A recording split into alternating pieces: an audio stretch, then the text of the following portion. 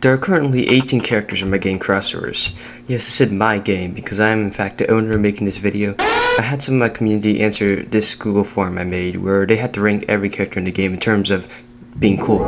Now the term cool can be in form of attacks, how fun it is to play, how interesting the character is in general, and other stuff that silly players decide on. I had a total of 188 people to answer the forum, and here are the results of the community Crossovers character ranking. Also note this video may be a little outdated in the future since I'm planning on reworking some characters. First and last place we have Zombie with an average of 4.93. Below 5 is crazy. Now, I know why this is the case, seeing how there is an endangerment of zombie supporters on a daily occasion.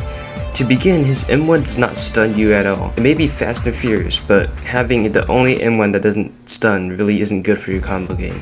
Now, Zombie can combo, but since the only way he can stun is by using slot moves, which all have cooldowns, in return a lot of the Zombie gameplay comes from using up all your slot moves then running away for the cooldowns to recharge. His cooldown numbers are very low either, and because the only people that like zombies are the zombie attack nostalgia consumers, this leaves Zombie to be dead last in the community ranking. Now in 17th place we have Chestnut with an average of 5.08. If you've ever played a hit game Crossovers, you most likely tried out every character, and because of that, tried out Chestnut and her pal Bacon. And here's the thing, even though Chestnut is intentionally supposed to be an outform of Bacon, this doesn't make Chestnut that interesting, since if you compare Chestnut's attacks with Bacon's attacks, they share 6 of the same exact moves. This means Chestnut only has 4 unique moves. Also, one of her skins is absolute trash. Now I don't have any intention of actually making Chestnut completely unique because that's the whole point of her existence. Well, I mean, at least there's another female character in the bunch, right? Also, Chestnut got to copy Cartride. Anyways, that's why the community hates Chestnut and left her roasting in the open fire. For 16th place, the fella is voted in Survivalist with an average of 5.09. Survivalist is the slowest character in the game. We all know for a majority of the characters, their secondary M1 is one of the slowest attacks. Survivalist is no different, but also has the longest secondary M1 in the game. You're not hitting this move. I'll give you a quick rundown on all his slow moves. His secondary M1 takes 1.5 seconds to come out, which might seem like a low amount, but Noob's secondary M1 takes 0.8 seconds to come out. His primary M1, Survivalist's primary M1 takes 0.5 seconds to come out, and also locks him in place for quite a while. To compare it again, Noob's primary M1 takes 0.2 seconds to come out, and doesn't lock him in place for quite a while. Tornado takes a full second to come out. Meteor Shower also takes a full second to come out without even including the time it takes for the meteors to hit the ground. But what about his other moves? Tsunami and Blizzard are actually pretty good moves, but others, like Lightning, which has a problem with never hitting, and Acid Puddle, which also has a problem with never hitting, are pretty much never purposely used if you know what they do. And 2 of its slots also don't do any damage at all. Apple's still good though. Now keep in mind this is kind of an intentional design because he is supposed to be the heavy character, and his damage amounts are pretty respectful and higher than some other characters too. 3 of his moves also has invincibility frames, but the pros don't outweigh the cons, so Survivalist is not surviving this ranking. In 15th place, we have Bacon with an average of 5.57. Being the base for Chestnut and the first character that shows up on the character selection screen, Bacon has to be somewhat respectable, huh? Well, if you are new enough to the game, Bacon's not horrible, he's just mid and boring, just like the actual Bacons in Roblox. Now let me give you a quick history lesson. Bacon used to be the best character in the game. He had absolutely rancid combos that not only did a lot of damage, but also took forever to actually end. Almost all of his moves could lead to combos, but since I wasn't blind, I nerfed his combo potential, and even before I nerfed him, he was still boring design-wise, and it was just good combo-wise. But now since he has less combo game, he's just plain out boring now. After the nerf, someone went from doing 5 hits to 4 hits, Basketball Dribble lost god potential, and Trust Blocks just became a weird move. Cartride is forever godly though, and still godly after the nerf. Their nerf was made to do less horizontal knockback to decrease the amount of void kills. I will, however, change Bacon quite a bit in the next update, but for now he's essentially raw and uncooked, so he'll stay with an average of 5.57. In 14th, there lies Block Center with a perfect average of the whole number 6. Block Center has a cool design and idea. He's the only character where you can switch between 2 movesets, being the Hider and the Seeker. You also get to completely remove all his cooldowns by transforming movesets, but he was not executed good. Let's start with the Hider form. All of Hider's moves involve transforming into a prop from Block Center. And when the move is over, he transforms back. But this means all of his moves have the same startup and end lag of having to transform, which made him super predictable, punishable, and unable to do any combos whatsoever. I did buff him a little in the update, making some of his transform animations take a shorter amount, but still no one loves him. I will change him a good amount sometime in the future, however. But that was just the Hider form, so let's go into the Seeker form. Seeker isn't that bad, actually. He has some good moves, for example Zap, which can snipe anyone running from a mile away. So yeah, so you decide to play the Seeker form of Block Center and use up all your moves. What do you do now? Well, you can either decide to continue hitting the other player for 2-hit pull into M1, or you can just accept your fate as Block Center being garbage. So yeah, Block Center is just going to be like that, and you guys are going to have to wait until I do something about it. 13th place has a Zeppelin Pilot with an average of 6.6. Wait a second, PM606 reference. Zeppelin Pilot is a winning smile.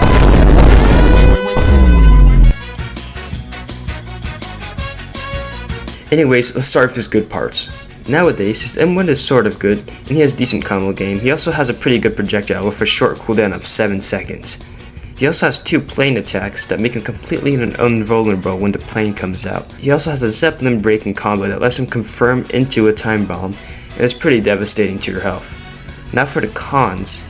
He has completely useless secondary M1, and also for his completely invulnerable plane moves, it's super hard to actually land him, and the bomber plane actually doesn't do that much damage. His shovel attacks, which are essential to his combo game, are also kind of hard to land without an M1, and you don't want to put it on cooldown. And he can't really do anything besides combo and hopefully hit you with a plane move every now and then, and because of that, Zeppelin Pilot is going to be in 13th. 12th place lands Murderer with an average of 6.28. He's based off a super popular game and has super cool lore. I won't spoil the lore, but yeah, Crossovers does have lore. Moving on, let's just go over all his moves. His M1 is not bad, but you can't combo with it, and if someone blocks it, you will get slapped. His secondary M1 is just like every other secondary M1 in the game, except a little bit more trash. Knife Throw has a super low cooldown and good damage, but it's also weird and finicky to hit. Bear Trap is good. I need to fix the animation sometime though. Knife Agility, I guess, isn't bad, and so is Juke, but they both can't reliably combo either. But that's fine. Grab Kick isn't totally garbage, but it also has the same slot as Grab and Knife Point, which is a combo move, so why wouldn't you just use Grab and Knife Point? Also, Knife Point looks cooler. I also don't know if any of you guys noticed, but as the creator, everything I see is true. Whenever using Knife Point, Murder is slitting your throat. Kinda gross to think about. Next Footstep Follow is never going to hit, and Invisibility doesn't really have any practical uses besides being a little confusing. So yeah, Murder is just a little mid, but also super hard to combo with, so it makes sense on why the majority doesn't like him as much. And in 11th place, we have Builderman with an average of 6.3. Builderman is a very recognizable mascot of Crossovers and Roblox. And in Crossovers, he has stop motion animations, and has a move completely based on the art of randomness. I like how he works in Red Gas too. The thing about Builderman is none of his moves are actually bad. The only really bad moves are just the bad things that can come out the toolbox. His M1 might be hard to land, but you can also cancel his M1 by dashing, also called Q canceling, but the average player probably doesn't know that. You can also cancel his hammer spin to actually throw out the hammer in front of you, which is a fast and decent projectile. Wrench Snap also does funny combo things. I know why people might not like him, because all of his moves just feel like his animation is clunky and slow.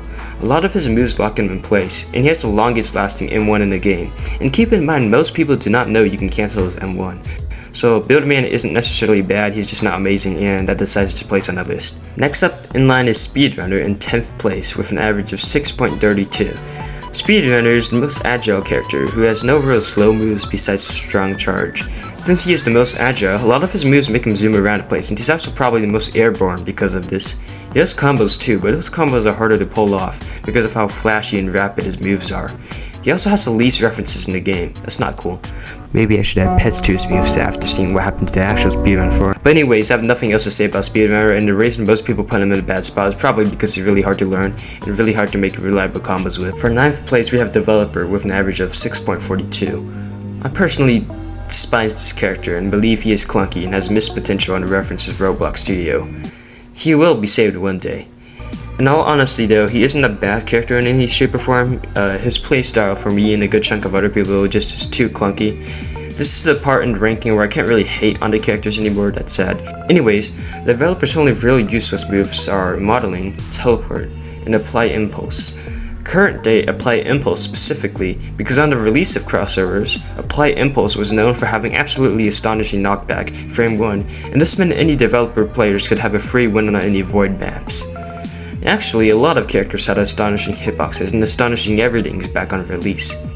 Not to even mention, developers' secondary M1 on release of the game took a shorter time to come out, stun longer, and didn't disappear in a short time, so you could actually snipe and drag someone from a football field away.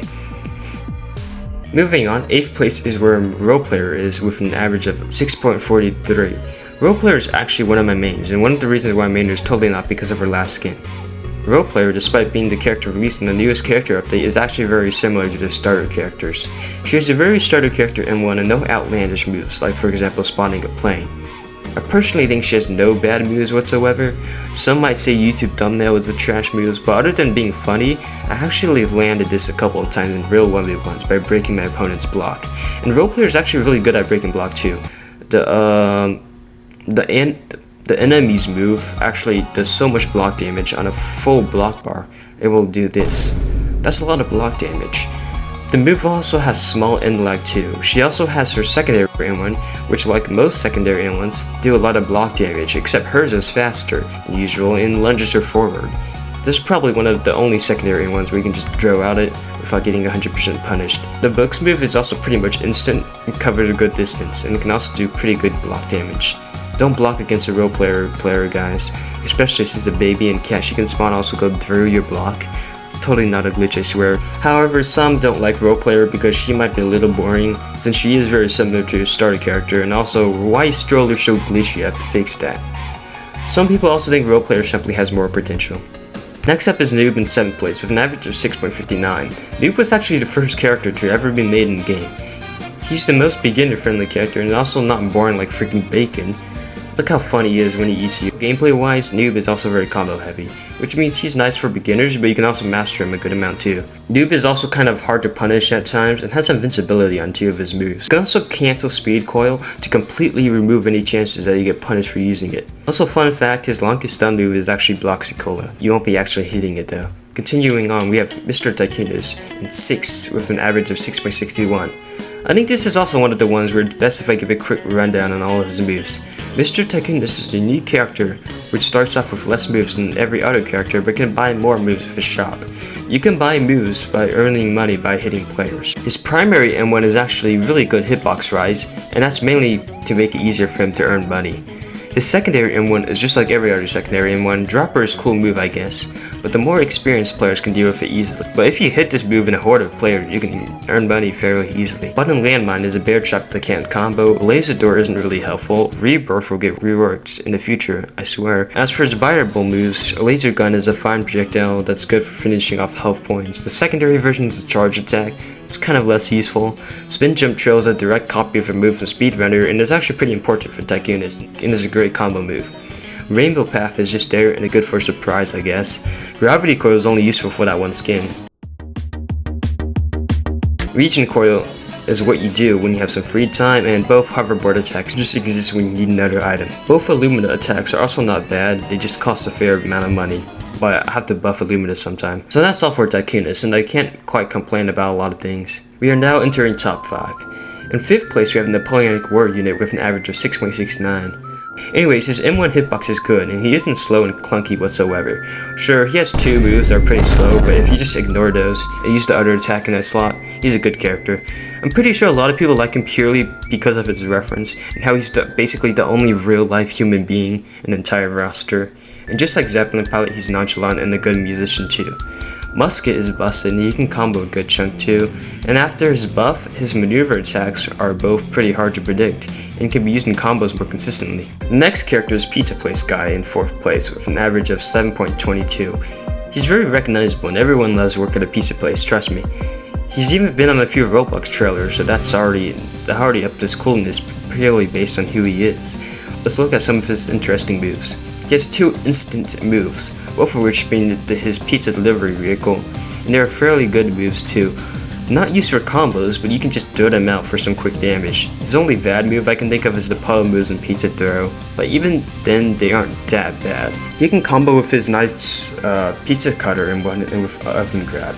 accurate to work at a pizza place. You can also completely remove all those cooldowns by using ingredient restore, which is worth it as, in return, that same move has the longest cooldown in the game. The only nitpicks I have is that I think he can have a little more moveset potential. Up on the podium in 3rd place, with an average of 7.37, we have Brickbattler. You wanna know how he made it so far up in this list? His aura, that's why. He is the mascot of Cross Harvest and he has an avatar item of it. It's not on sale anymore as of when this video was made though. He was the main character in the Red Guess. His emotes are cool, his face is cool, and his lore is cool. But moving on to gameplay, for a starter, he's actually pretty unique. Let's go through all his moves. His M1 is a fine M1 that can actually inflict a status effect on the final hit. The status effect paints the player blue, like him, and it makes them take extra damage for a while. His secondary M1 is also super cool, and that's because Bomb is a fine attack that you might actually be able to combo into, and Bomb Panic is a funny attack that you actually land most of the time. Bomb Panic is a reference to a minigame in the Rebel minigames actually. Bomb Panic may do damage to yourself, but many people don't notice, but if you attack a Brickbattler while they're Bomb Panicking, you'll actually trigger the bomb earlier, which means you cannot punish Bomb Panic before the hitbox comes out at all. Rocket Launcher is an instant projectile with a good hitbox. Maybe the best projectile in the game, and Rocket Propel looks cool I guess. Sword gives him an extra M1, and Sword Launch is instant too, has a good hitbox and you can float with it. Funny animation too. Trowel is useless, but Trowel Sweep can be good to put in some extra damage. Brickbattler has a lot of pros, but only a little bit of cons. So you might be wondering, after that Brickbattler glaze, what character could possibly top this? A big black beast, that's what. In 2nd place, we have Beast with an average of 7.55. Beast is one of the newer characters and is supposed to be the big, strong attacker, and he's also based off Fleet Facility. I know everyone watching this video has played Fleet Facility, and I remember back in elementary school I was actually scared of the game and it was really spooky. Beast also has a pretty fast and good M1, which also has a lunging attack at the end. And looking at him, you're probably expecting him to play like Ganondorf from Smash Bros, but he's actually combo oriented too. This is mainly due how he can drag you with a leash and put you in a freeze tank and smash you with his hammer. Yeah, he basically has the second M1 with the hammer. You know how trash Strong Charge was on Speedrunner? Now imagine that but on Beast. Except it's a little faster, you can aim it better, and also has invisibility frames. Didn't expect Strong Charge to be a good move, right? But that's what Runner is on Beast, and it can be used professionally. He also has a unique attack called Hacker that can either do a measly 5 damage or 22 damage. He's just cool like that. And if you just ignore Seer, his last move to talk about is Stalker, where he teleports you behind you so he can stalk you with his big black shadow. He's also invincible during this move, also main Beast. And finally, in 1st place, we have Uncertified with an average of 7.82, the most loved character in the game, so let's praise him a bit. Let's first talk about his character and his references. He's actually not referencing a classic game, and is instead referencing Item Asylum, which is a really popular item randomizer game that's also kind of funny. He also has tons of references to Item Asylum itself, and also everything he does is a reference. All of his skins are references to you, and if you still want to play Beast, you can play as the big black 10-hour burst man. In fact, one of his skins has the requirement of having the bird up, which only the real Item Asylum fans know what it means. He also has a lot of good references since I used to play a lot of Item Asylum every day, so I myself used to be a big fan of the game. For his attacks, his M1 is similar to the dummies in the uncertified boss fight in Item Asylum, and the attack itself is a really good fast M1.